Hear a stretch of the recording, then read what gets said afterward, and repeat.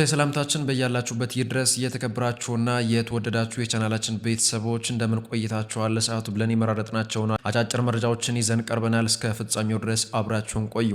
ህወሓትን የተቃወሙት የ76 ዓመት አዛውንት መታሰራቸው ተሰምቷል። እኚህ አዛውንት በክልሉ ውስጥ ስላለው የፍትህ እጦት፣ የመልካም አስተዳደር እክልና የፖለቲካ ብልሽት አስመልክተው የሰጡት ቃለ መጠይቅ መነጋገሪያ መሆኑን ተከትሎ በህወሓት ታጣቂዎች ታግተው መታሰራቸው ነው የተሰማው። ዝርዝሩን ይዘናል። የግዳጅ ወታደራዊ መልመላ እንደመረራቸውና መንግስት በሰላማዊ ድርድር ውጥረቱን እንዲያረግብ የትግራይ ወጣቶች ጠየቁ። ድርጊቱ በወጣቶችና ወጣት ልጆች ባሏቸው ቤተሰቦች ዘንድ ከፍተኛ ስጋት መፍጠሩን አብራርተዋል። ለመታሰር ትኬት ቆርጦ ከአገር አሜሪካ የተመለሰው የሰሜ ባላገሩ አስገራሚ ታሪክ ይዘናል፣ እንነግራችኋለን። በ14 ዓመት የእንጀራ ልጁ ላይ ለ10 ወራት ያህል ያስገድዶ መድፈር ወንጀል የፈጸመው ተከሳሽ በእስራት ተቀጣ። ቅጣቱ ምንድነው? ትሰሙታላችሁ። የአማራ ወጣቶች እንዲታገሉ አቶ አረገ ከበደ ጥሪ ያቀረቡ። የአማራ ክልል ፕሬዝዳንት አቶ አረገ ከበደ ለአማራ ወጣቶች ባቀረቡት ጥሪ አመራሮችን ሂዳችሁ ታገሏቸው ሲሉ ተደምጠዋል። በጉዳዩ ላይ ዝርዝራለን። የዓለም ጤና ድርጅት ዋና ዳይሬክተር ዶክተር ቴዎድሮስ አድሃኖም በደቡብ አፍሪካ የሚፈጸመውን የመጤ ጥላቻ ጥቃት ኮነኑ። የበርካታ ኢትዮጵያውያን ሕይወት ማለፉንም ገልጸዋል። በዝርዝር ይዘናል። በሌላ ዜና የእስራኤል ሚኒስትር የኢራንን መንግስት የማፍረስ ዘመቻችንን እንቀጥላለን ሲሉ ቃል ገቡ።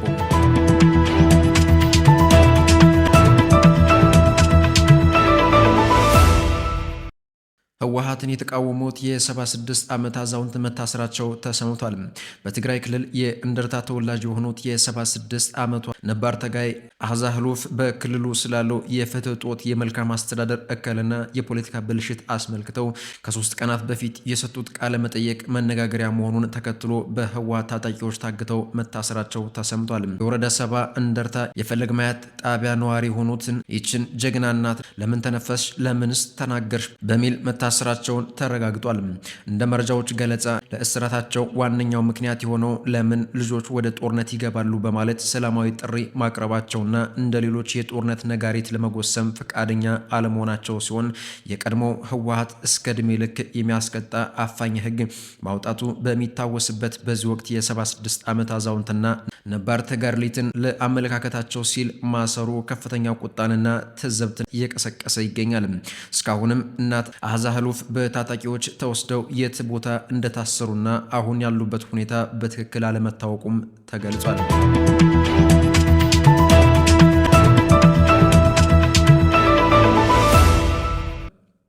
ይህ በእንዲህ እንዳለ የግዳጅ ወታደራዊ መልመላ እንደመረራቸውና መንግስት በሰላማዊ ድርድር ውጥረቱን እንዲያረግብ የትግራይ ወጣቶች ጠየቁም። በትግራይ ክልል ከጊዜ ወደ ጊዜ እያገራሽ ያለው የፖለቲካ ውጥረት፣ የጦርነት ስጋት፣ የነዳጅ እጥረትና የሸቀጦች ዋጋ መናር እንደመረራቸው የገለጹት የትግራይ ክልል ነዋሪዎች የክልሉ ጊዜያዊ አስተዳደር ህወሓትና የፌዴራል መንግስት አለመግባባቱን በድርድር እንዲፈቱ ጠይቀዋል። በተለይ ከቅርብ ጊዜ ወዲህ የግዳጅ ወታደራዊ መልመላ እየተካሄደ እንደሆነ የገለጹት ነዋሪዎቹ ድርጊቱ በወጣቶችና ወጣት ልጆች ባሏቸው ቤተሰቦች ዘንድ ከፍተኛ ስጋት መፍጠሩንም አብራርተዋል። በክልሉ ያለው የነዳጅ አቅርቦት እጥረት የትራንስፖርት አገልግሎትን በማስተጓጎሉ የሸቀጦች ዋጋ በከፍተኛ መጠን እንዲነር አስገድዶታል የሚሉት አስተያየት ሰጪዎቹ ሁኔታው የኑሮ ውድነቱን በማባባሱ በርካታ ወጣቶች በህገወጥ መንገድ ወደ ጎረቤት ሀገራት ለመሰደድ እንደተገደዱም ጠቅሰዋል። የሰራተኞች ወራዊ ደሞዝ ለወራት በመቋረጡ የግለሰቦች የመግዛት አቅም ተዳክሟል፣ ለረሃብና ለበሽታም ተዳርገዋል ብሏል። የፖለቲካ ተዋናዮች ችግሮችን ከጦርነት ይልቅ በፖለቲካዊ ድርድር እንዲፈቱት ወጣቶቹ ጥሪ አቅርበዋል። መንግስትም ለሰላማዊ ውይይት ቅድሚያ እንዲሰጥ ነዋሪዎች ጠይቀዋል።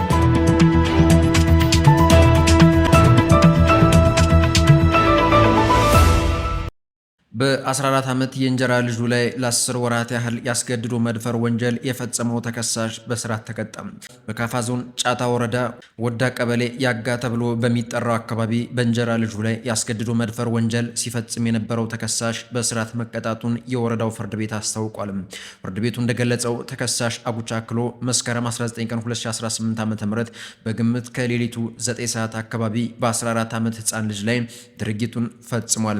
የህፃኗ እናት ሁኔታውን በማወቋ ለህግ ጥቆማ እንዳያደርሱ ተጎጂዋንና እናቷን እገላችኋለሁ ብሎ በማስፈራራት በተደጋጋሚ ህፃኗን አብሮ በማስተኛት በኃይል ያስገድዶ መድፈር ወንጀሉን ለ10 ወራት ያህል ፈጽሟል። ተከሳሹ ግንቦት 12 ቀን 2018 ዓ.ም ከወዳ ቀበሌ ተጎጂዋን በድብቅ በመውሰድ ሻቃ ቀበሌ ውስጥ ያሳድራታል። በማግስቱ ግንቦት 13 ቀን 2018 ዓ.ም ከሌሊቱ 11 ሰዓት ላይ ህፃኗን ወደ ሻካ ዞን ቴፔ ከተማ ይዞ ለማምለጥ ሲሞክር ለወረዳው ፖሊስ በደረሰው ጥቆማ መሰረት በቁጥጥር ስር ሊውል ችሏል። የወረዳው ፖሊስ ድርጊቱን ሲመረምር ቆይቶ መዝገቡን ለወረዳው አቃቤ ህግ አስተላልፏል። አቃቤ ህግ የደረሰውን የወንጀል መዝገብ ተመልክቶ በ3 ተደራራቢ ወንጀሎች መሰረት እንዲታይ ተደራራቢ ክስ ለፍርድ ቤት አቅርቧል። ጉዳዩን ሲያከራክር የቆየው የጫታ ወረዳ ፍርድ ቤት የአቃቤ ህግ የሰውና የሰነድ ማስረጃዎችን በመስማት ከመዘነ በኋላ ተከሳሹ መከላከያ ማስረጃ እንዲያቀርብ ያዛል። ተከሳሹ መከላከያ ማስረጃ የለኝም በማለቱ ፍርድ ቤቱ የግራ ቀኙን ቅጣት ማክበጃና ማቅለያዎችን በመውሰድ የተበዳዩን እድሜና የድርጊቱን አፈጻጸም ከግምት ውስጥ አስገብቷል። ጥፋተኛውን ያስተምራል፣ ለሌሎችም ማስጠንቀቂያ ይሆናል በማለት ሰኔ 4 ቀን 2018 ዓ.ም በዋለው ችሎት ተከሳሹ በ15 ዓመት ጽኑ እስራት እንዲቀጣ የወሰነበት መሆኑን ብስራት ሬዲዮ ከወረዳው ፍርድ ቤት ያገኘው መረጃ ያመለክታል።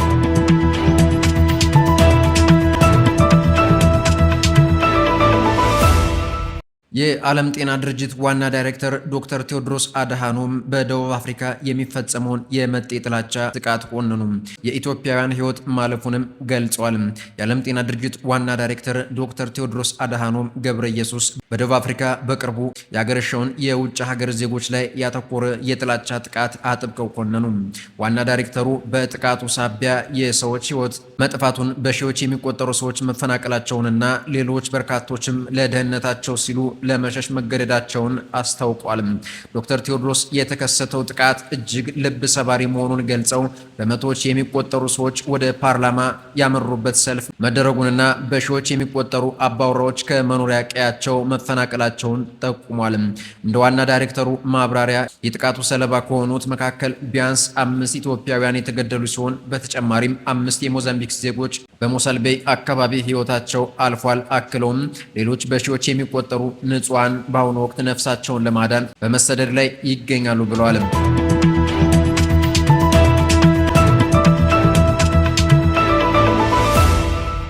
የአማራ ክልል ፕሬዝዳንት ከመሬት እስከ ግብር ስርቆት የሚፈጽሙ አመራሮችን ወጣቱ ሊታገላቸው ይገባል ሲሉ ጥሪ ያቀረቡ የአማራ ክልል ፕሬዝዳንት አረጋ ከበደ የመልካም አስተዳደር ችግር እየፈጠሩ ያሉ አመራሮችን ወጣቱ ሊታገላቸው እንደሚገባ የገለጹ ሲሆን ይህም የስራ አጥነትን ለመፍታት እንደሚረዳም ጠቁመዋል።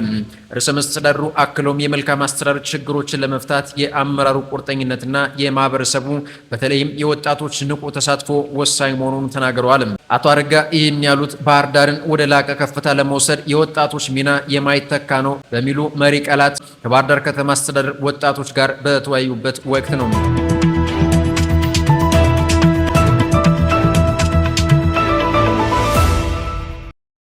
ለመታሰር ቲኬት ቆርጦ ከሀገር አሜሪካ የተመለሰው ሰሜ ባላገሩ ድምፃዊ ሰማይ በለው ሐምሌ 7 ቀን 1994 ዓ.ም ከሌሊቱ 10 ሰዓት ላይ በአዲስ አበባ አምቢስ ድልድይ አካባቢ መኪና ሲያሽከረክር አደጋ ደርሶበት ነበር። በአደጋው ወቅት አብሮት የነበረውና የታወቀው የግጥምና ዜማ ደራሲ ግሩም ተስፋዬ ሕይወቱ አለፈ። በቸልተኝነት መኪና በማሽከርከር የሰው ነፍስ እንዲጠፋ አድርገሃል የሚል ክስም ተመሰረተበት። ፍርድ ቤቱ የሰማኸኝ በለውን መከላከያ ምስክሮች ከሰማ በኋላ በቸልተኝነት የሰው ሕይወት በማጥፋት ወንጀል ጥፋተኛ አድርጎት በ3000 ብር የገንዘብ ቅጣት አሰናበተው። የገንዘብ ቅጣቱን እንዲከፍል ከተደረገ በኋላ በነፃ ቢሰናበትም አቃቤ ሕግ ቅጣቱ እጅግ የቀለለ ነው፣ አደጋው ሆነ ተብሎ የተደረገ ነው በሚል የቅጣት ማሻሻያ ይግባኝ ጠየቀበት። ከፍተኛው ፍርድ ቤት መዝገቡን እንደገና መርምሮ የቀድሞውን የገንዘብ ቅጣት በመሻር በድምፃዊ ሰማይ በለው ላይ የ5 ዓመት ጽኑ እስራት ፈረደበት። የእስር ውሳኔው ከመተላለፉ አስቀድሞ ሰማይ በለው ለስራና ለሙዚቃ ዝግጅት ወደ አገር አሜሪካ ሄዶ ነበር። ፍርዱን የሰማውም አሜሪካ እያለ ነበር። የፖለቲካ አሻጥር ተሰርቶብኝ ነው የተጠየቁት እንጂ ጓደኛዬ ሞቶ እኔ በመተረፌ ምክንያት ብቻ ልጠየቅ አይገባም ብሎ ቢያምንም ፍርድ ቤቱ ያስተላለፈበትንና እሱ የሚያምንበትን የስር ፍርድ ተቃውሞ አሜሪካ መቅረት የሚችልበት እድል ቢኖረውም የጓደኛዬ ደም እያሳደደኝ በሱ ሀገር በስደት መኖር አልፈልግም፣ ፍርዴን ጨርሼ በነፃነት መኖር አለብኝ በሚል የህሊናው ውሳኔ በራሱ ፍቃድ ወደ ኢትዮጵያ ለመመለስ ወሰነ። ሰሜ ሳይውል ሳያድርም የአውሮፕላን ቲኬቱን ቆርጦ ወደ አገር ቤት እንደተመለሰ በቀጥታ ወደ ተፈረደበት እስር ቤት በፍቃዱ ገባ። ይሁን እንጂ ሙሉን 5 ዓመት አልታሰረም። በእስር ቤት ውስጥ በነበረው እጅግ መልካም ስነ ምግባር ኪነጥበብ ክፍል ውስጥ ለሰጠው ከፍተኛ አገልግሎትና እስረኞችን የሙዚቃ ትምህርት ሰጥቶ በማስመረቅ ባበረከተው ቀና አስተዋጽኦ የይቅርታ እድል አግኝቶ ከ2 ዓመት ከ6 ወር እስራት በኋላ በነጻ ተለቋል።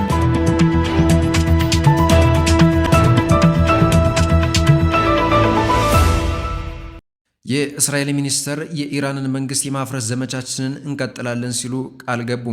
የቀኝ አክራሪ ብሔርተኛው የገንዘብ ሚኒስተር ቤዛሌል ስሞትሪች የዩናይትድ ስቴትስ ኢራን ወታደራዊ ዘመቻን የማቆም ስምምነትን ተከትሎ በሰጡት መግለጫ ስምምነቱ ለእስራኤልና ለመላው የነጻው ዓለም መጥፎ ነው ብለዋል።